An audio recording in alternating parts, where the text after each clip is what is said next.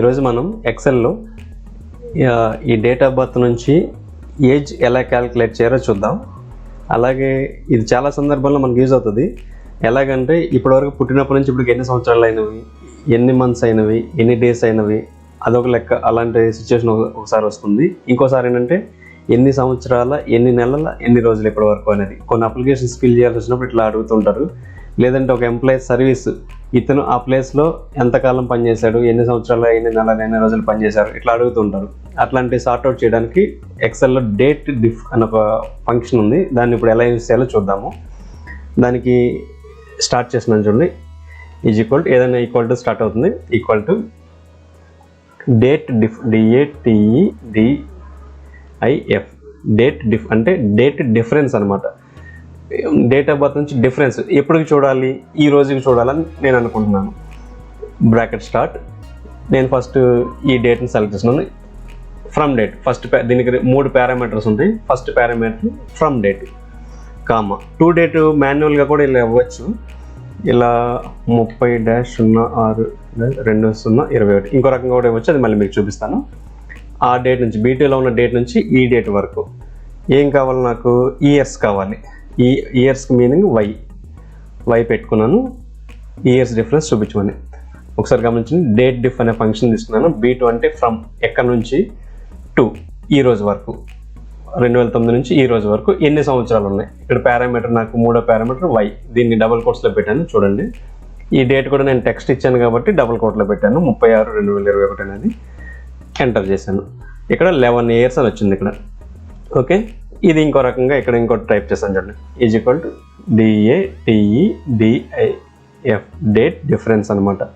Bracket start.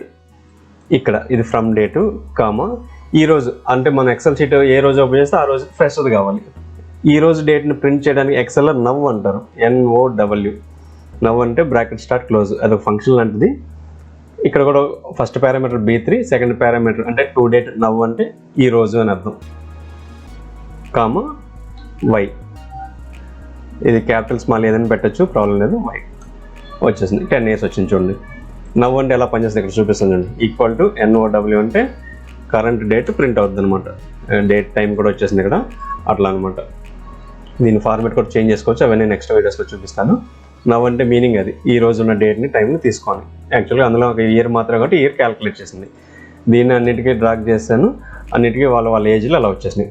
ఇక్కడ months, ఈ రోజు వరకు టోటల్ ఎన్ని మంత్స్ స్పెండ్ చేశాడు అనేది కావాలి. అది కూడా ఇక్కడ చూపిస్తాను. Equal to DATEDIF date diff bracket start. నాకు కావాల్సిన డేట్ సెలెక్ట్ చేసుకున్నాను. టు డేట్ నవ్ తెలిసిందిగా మీకు, NOW బ్రాకెట్. అది ఫంక్షన్కి బ్రాకెట్ వస్తుంది, అది పెట్టిన ప్రాబ్లం లేదు. ఇక్కడ ఎంకి ఇయర్కి వై పెట్టాం కదా, ఎంకి మంత్కి ఎం పెట్టాం అనమాట. Bracket close.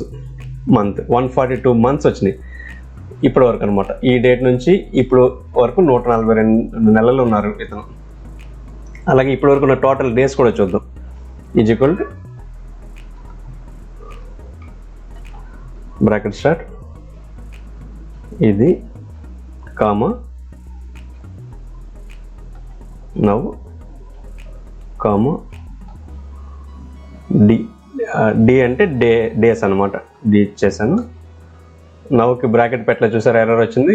ఇలా ఎర్రర్ వచ్చింది, ఏదో మిస్టేక్ చేసిన వద్దు. నవ్ తర్వాత బ్రాకెట్ స్టార్ట్ క్లోజ్, ఇది పారాంథసిస్ అంటారు. ఇవి ఇస్తే కనుక అది తీసుకుంది. 4340 డేస్ అనమాట.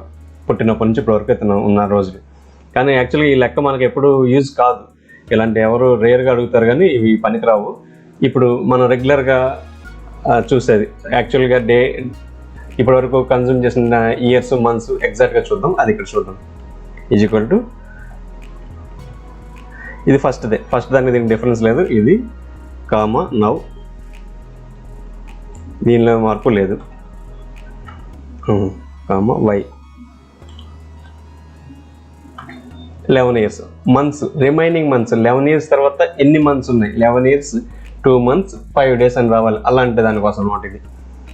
Equal to date diff bracket start.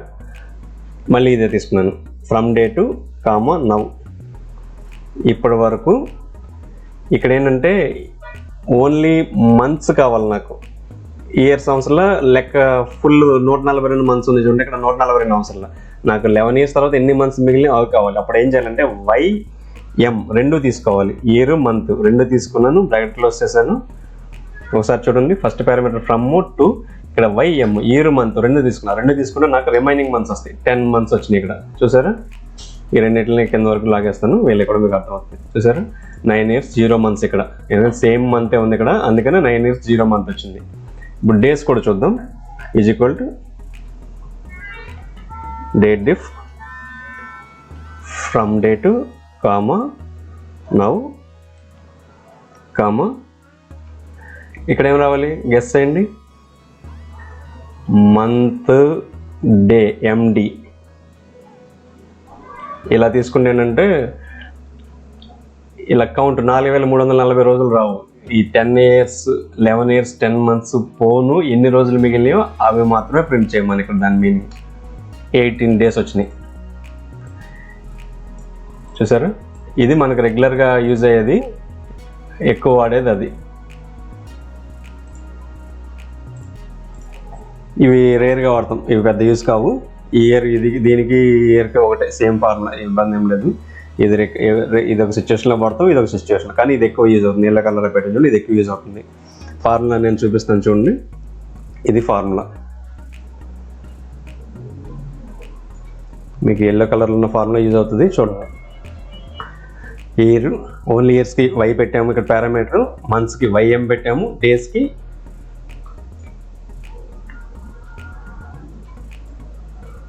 ఏం పెట్టాము MD పెట్టాము. ఇది స్క్రీన్ షాట్ తీసుకోండి, ప్రాక్టీస్ చేయండి. Okay friends, bye friends.